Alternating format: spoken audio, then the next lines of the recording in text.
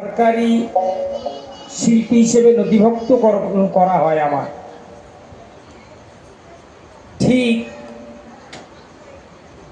2015 সাল কুমোদ গোসাই সরকারি শিল্পীর আওতাভুক্ত হন।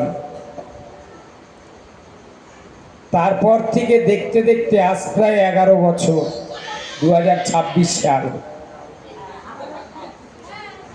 এতদিন উনি আমার সরকারি টিমের সঙ্গে আমার একজন সহকর্মী হিসেবে অন্তর্ভুক্ত হয়ে আছেন। এতদিন ধরে বললাম যে গোসাই দাদা, গান তো সারা পশ্চিমবঙ্গ নয়, বাইরে বাইরেও গাও, অন্তত একটু কবি গান গাও। তা বলে আমার দ্বারা হবে না। কিন্তু আমি বুঝলাম না, আজকের এরকম একটা আসরে আমাকে ডেকে এনে যে কোন জ্বালায় ফেললো। চিন্তা করে দেখেন তাই যে সারা দেশময় হরির কথা গান গেয়ে যায়, সে যদি হরিতত্ত্ব জানতে চায়। হরি বল হরি বল। আসল কথা কি দাদা, যেখানে ঠিক বলেছি সেখানে আর হাত দেবেন। আপনি যদি একটু ছোঁয়াও দেন, আমি বলে দেবো আপনি হাত দিয়েছেন। সামান্য একটু পাক দেন, ঠিক হয়ে যাবে। হরি বল হরি বল, ওই জায়গাটা থাকবে। আমাদের পাকাপাকি লাগে না, একবার সেট হয়ে গেলে চাপা দিয়ে আপনি কি হাওয়া খেয়ে আসেন, যান। ওই জায়গা আমাদের আর লাগে না। এটা অর্কেস্ট্রা প্রোগ্রাম না, এর বেলায় অন্য ওর বেলায় অন্য। মোটামুটি একটা জায়গা থাকলে আমরা সেখানেই সন্তুষ্ট, আমাদের হাত দিতে লাগে না। যে কথাটা বলছিলাম, আজ 11 বছর ধরে বলে আসলাম দাদা চলো কবি গান গাই। তিনি বললেন আমার দ্বারা হবে না। কিন্তু আজকের এই বাড়িতে এনে আমার আজকে চুরি করতে এসে আমি ধরা পড়ে গেলাম। আগে বলে নেই, উনি তো এত কথা বলে গেছে, ওনার পেটের মধ্যে যে এত ছিল তা জানা ছিল না। যদি জানা থাকতো তাহলে আর আমি আসতাম না।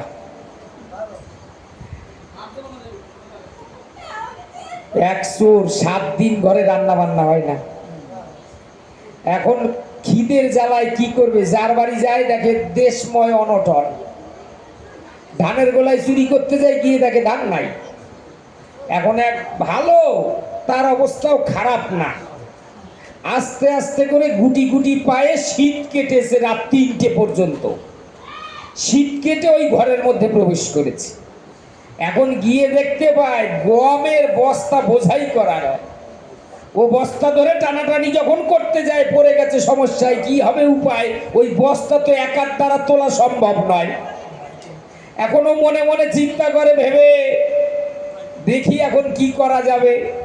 ও আস্তে আস্তে করে দেখে কি ঘরের কর্তামশাই ঘুমাই আছে। কর্তামশাই যখন ঘুমাই আছে, ঘুমায় থাক, শীতের রাত। ও আস্তে আস্তে চিন্তা করেছে এই গম কিসে নেওয়া যায়। সারা ঘর ঘুরে ঘুরে বস্তা টস্তা কিচ্ছু দেখে নাই। ও যে খালি গায়ে চাদরখানা গায়ে দিয়ে এসেছিল, ওই চাদরখানা পেতে তার মধ্যে কিছু গম ঢেলে 4 কোনা বাঁধতে যায়। যখন বাঁধতে যায় মহাশয়, ও মনে মনে ভাবে তাই এই কয়টা নেব না আর একটু নেব। তা শেষ বেলায় আমি আর একটু নিতে যাই। এক থাবা গম যখন আবার দিতে যাই, যখন গম আনতে গেছে বস্তার ধারে, আর সেই সুযোগ ধরে ওই বাড়িওয়ালা কর্তামশাই আস্তে করে শালখানা টান দিয়ে উনি গায়ে দিয়ে ঘুমাই গেছে। এখন ওই চোর সারা বাড়ি তাকায় দেখে, তাই আমার চাদর গেল কোন জায়গায়। ভারী জ্বালা, আমি চোর, আমি চুরি করতে আসলাম এই বাড়িতে, এই ঘরে রাখি নাই, আর আমারই শাল চুরি হয়ে যায়। দেখি কর্তামশাই শালখানা গায়ে দিয়ে শুয়ে রয়। যেই শালখানা হাত দিয়ে টান দিয়ে নিতে যায়, কর্তামশাই ওই শালখানা টান দিয়ে ধরেছে, সেটাই ডাক দিয়ে বলে, দেখ তুমি আমার শাল চুরি করলে কোন কথায়? কয় দেখো তুমি গম চোর, আমি শাল চোর। আমিও চোর কম না, তোমার তো নাই জানা। আমি যে সময় চুরি করে এই অট্টালিকা বানাই, আর তুমি সেই বাড়িতে চুরি করে চলে যাবা, তা কি হয়? আমিও পড়েছি সেই জ্বালায় আজকের গান গাইতে এসে চোরের বাড়িতে। বলুন দেখি তাই আমার দশা কি হয়? যে সারা দেশময় হরি কথা প্রচার দিয়ে বেড়ায়, হরি গুণ কীর্তন গায়, আজ সে যদি আমার কাছে হরি কথা জানতে চায়, এ শালচুরির মতো ঘটনা না? যা, ওনার কোনো দোষ নাই। আমি এত বছর পর জানলাম যে ওনার বড় ছেলে করেছে, মানা তোমার দ্বারা কবি জ্ঞান হবে না, ওই জন্য ওনার এতদিন হয় নাই। আজকে বড় ছেলে ডাক দিয়ে বলে, তাই বাবা কবি জ্ঞান গাওয়া চাই, উনি আজকে কবি হয়ে সভাতে দাঁড়ায়। আর যা যা প্রশ্ন দিয়ে যায়, কি বলবো সবারটাই, এতদিন কবি গান গাই, এইরকম এত ওয়েডওয়ালা প্রশ্ন আমি একসঙ্গে এতগুলো কোনোদিন খণ্ডন করতে যাই নাই। যাক গোসাই, তোমার চরণে আমার শত কোটি প্রণতি জানাই। থাকো তুমি, বেঁচে থাকো, ঝাড়ে বংশে বৃদ্ধি পাক, এই আশীর্বাদও করে যাই, অসুবিধে নাই। এইভাবে আমার শালচুরি করে নেবা, তা যদি জানতাম। হরি বল, হরি বল। আজকে হরি কথা বলবার তরে মনোহর সরকার এসেছে সবার ভিতরে, ডাক দিয়ে তারক গোসাই বানায় যায় আমারে। কয়েকখানা প্রশ্ন পর্ব করে গেছে দান, তাতেও মনের আশা মেটে নাই এখন। বলে দেখি এসে গোসাই কোন কথা কয়, তারপরে যা আছে কপালে তাই হয়ে যায়। মনোহর সরকার মনোহরের মতো বলেছে, আর তারক তারকের মতো বলবে, অসুবিধা কোন জায়গায়? নিয়ে এসেছি কবি গানের বায়না, তার প্রশ্ন অনুসারে জবাব না দিলেই হবে না।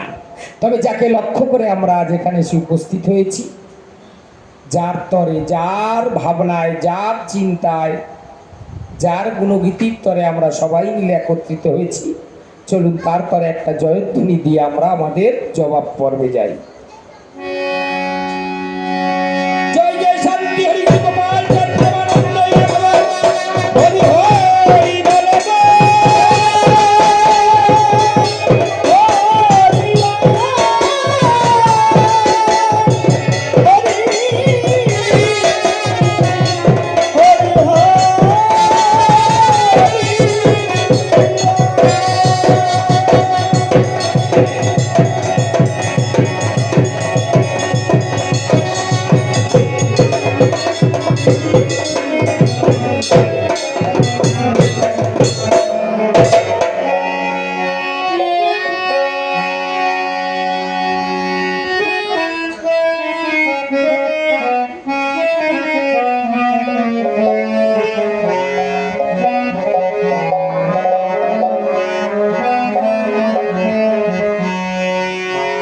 শুধু ধনে থাকিলে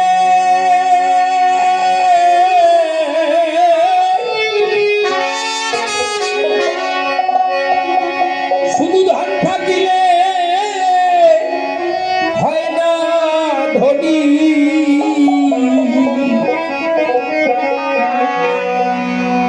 কৃষ্ণ ধন যার নাহি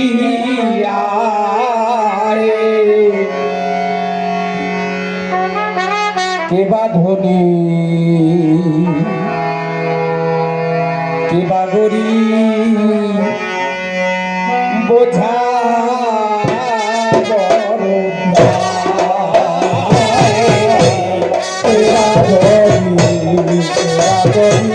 বোঝা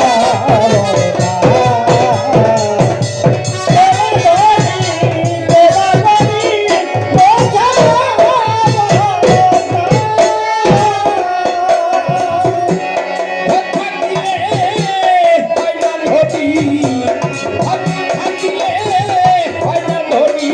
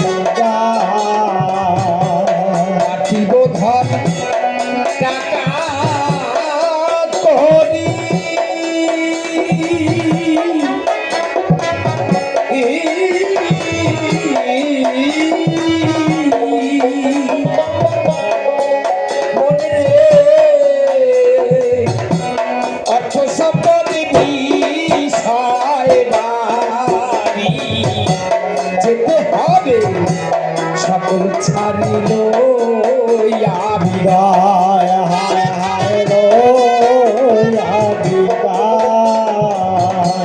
সেদিন শেষের সাথী পাগল মনুয়া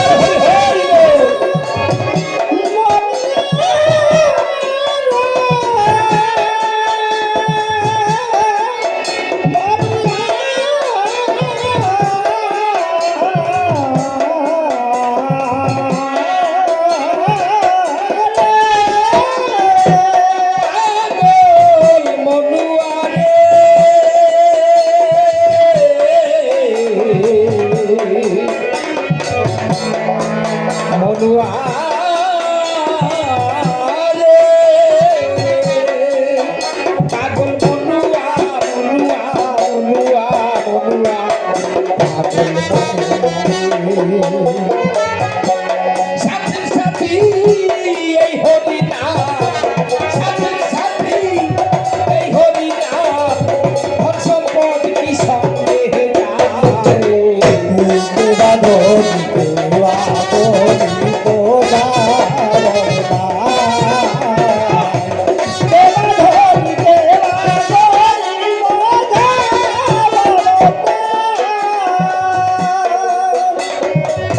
কে কটা দিনের জন্য জগতে আছি। আজ বাড়ির কর্তৃপক্ষ এমন একটা হরিবাসরের আয়োজন করেছে। তিনি তো চাইলে পারতেন 5 তলার একটা বিল্ডিং করতে। আপনি শুনলে যে কুমুদ গোসাই তার যে বড় সন্তান বড় শিষ্যপুত্র তার নাতির কথা শুনলে বললেন না যে কেন এমন করে। আপনি খালি একটু চিন্তা করুন, আপনার বয়স কত? 70, 60। ডাক দিয়ে বলছেন, হ্যাঁ রে বাবা, তোর বয়সটা এত কম দিনে এত বেশি হয়ে গেল। ভাবুক বলছেন, নয় নয় নয়, বয়স কারো বাড়ে না, বয়স কমে। কি করে কমে?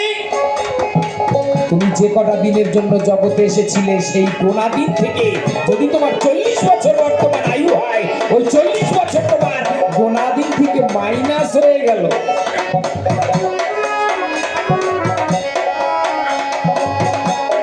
ঠাকুর বাবা বাংলাকে ডাক দিয়ে জিজ্ঞেস করা হলো, পাগল, এত জায়গা থাকতে তুমি কালনায় মন্দির করতে গেলে কেন? ঠাকুর বাবা বাংলা ডাক দিয়ে বললেন, ওরে কাল না, কালের আশা করিস না, কাল না, যা করবি তা আজই কর। মুসলমান ভাই যারা যারা তারা কি করছেন? 5 ওয়াক্ত নামাজ পড়ছে। নামাজ নাম আজ, আজকেই নাম কর, কালকে তুই থাকবি কিনা তা বলা যায় না। মনোহর, বুঝেছো এরা কেমন কেন এমন খাটনি দেয়? যা করবি তা আজ কর। What is the most important time in your life? আমাদের প্রবাহমান যে জীবনটা বয়ে চলেছে, এই জীবনের মধ্যে সবচাইতে গুরুত্বপূর্ণ সময় কোনটা আমরা কি জানি? আপনার বয়স 40, এই জীবনের মধ্যে সবচাইতে গুরুত্বপূর্ণ সময় কোনটা আপনি বলতে পারবেন? মায়াময় জগতে বলা সম্ভব নয়। What is the most important time in your life? ঠাকুর বাবা বাংলা বলছেন, বলতে পারছো না? What is the most important time in your life? The most important time is now. আমার জীবনের সবচাইতে গুরুত্বপূর্ণ সময় হচ্ছে এইটি, যখন আমি জনসমক্ষে কথাগুলো বলছি। কেন? আজ আজ এখানে গান গাইছি, কাল সকালবেলা খবর পেলেন ভোরের বেলায় অজিত সরকার গান গেয়ে যাওয়ার পথে অ্যাক্সিডেন্টে তার মৃত্যু হলো। বড় দুঃখ পেলেন যে কালকে আমাদের মধ্যে গান গেয়ে গেল, আজকে মারা গেল। হতে পারে, কেন? কারণ মরণ কারো কথা শুনে না, মরণ যখন তখন যেথায় সেথায় দিতে পারে সবাই হানা, মরণ কারো কথা শুনে না।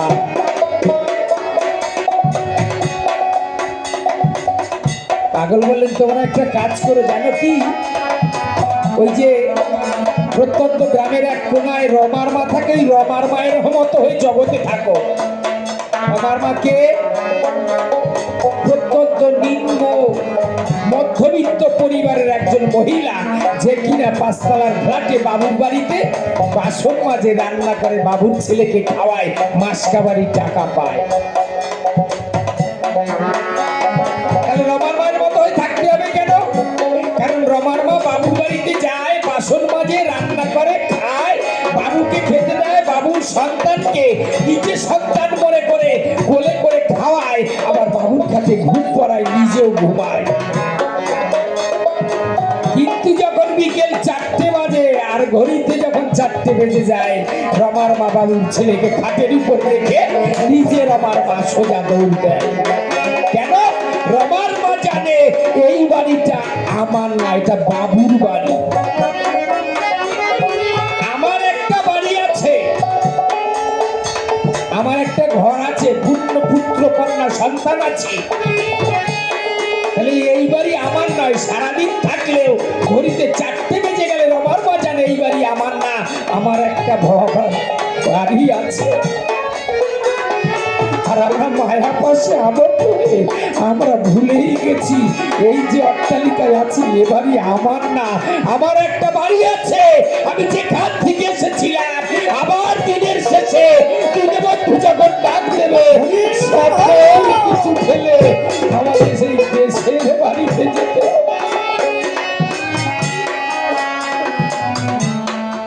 রমার মা বুঝলো নিম্ন মধ্যবিত্ত পরিবারে থেকে, রমার মা জানলো এই বাড়ি আমার না। আর আমি এত বড় মূর্খ, আমি বুঝলাম না যে এই বাড়ি আমার না। আত্মহামিকায়, জ্ঞান গরিমায়, আমার আমিতে আমাকে ডুবিয়ে রাখলাম। কিন্তু দীনবন্ধুর যেদিন ইচ্ছে হবে আস্তে করে ডাক দিয়ে দেশের মানুষ দেশে চলে যেতে হবে। তাই তুমি আমার যতই করো, তুমি যত বড় মালিক হও না কেন, বাড়ি আমার, গাড়ি আমার, সন্তান আমার, পুত্র আমার, আমার আমিত্ব থাকবে না। যখন মরণ বন্ধু ডাক দেবে তখন চলে যেতেই হবে। মরণ কারো কথা শোনে না, মরণ যখন তখন যেথায় সেটাই দিতে পারে সবাই। কেন খাটনি দেয় মনোহর, বুঝেছ? তারা বুঝেছে এই আমার আমিত্বে ভরা এই সংসার বেশি দিনের জন্য নয়। বাবু ডাক দিয়ে বললেন, এই বাচ্চা, তুই এই বয়সে সাধুর পোশাক পরে তুই এই সকাল সকাল কোথায় রওনা দিয়েছিস? বাচ্চাটি ডাক দিয়ে বলল, চলবার পথটা যে অনেক বড়।